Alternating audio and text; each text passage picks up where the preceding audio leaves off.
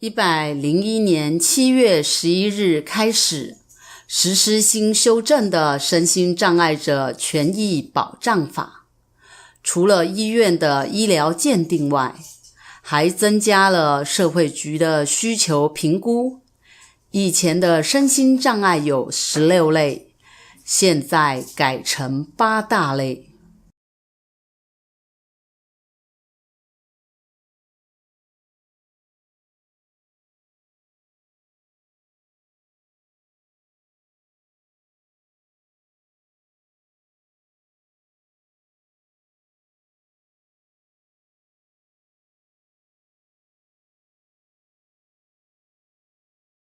依据身心障碍鉴定作业办法，104年7月之前领有身心障碍手册的人，可以选择重新鉴定，或依照原本的身障手册直接发给鉴定证明。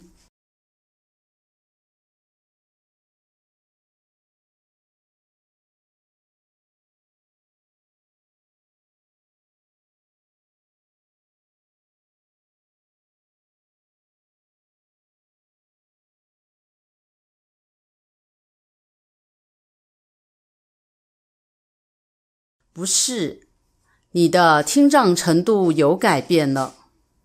如果想换新的证明，就要重新鉴定。你要先到区公所拿身心障碍证明申请表及鉴定表，接着再到医院找医师鉴定。鉴定完后，医院会将鉴定报告寄到社会局，由社会局审核后发给新的身心障碍证明。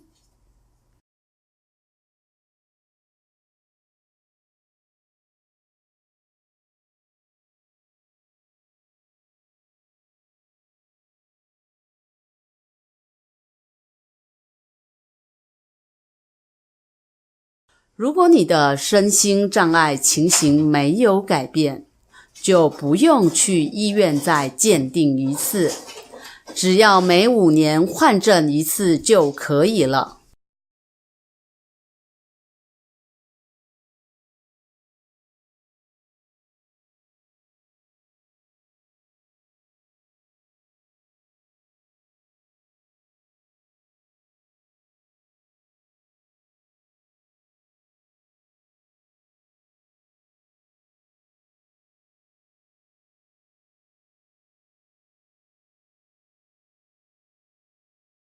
刚刚说过，新的制度身心障碍分8大类，听觉障碍属于第2类，语言障碍属于第3类。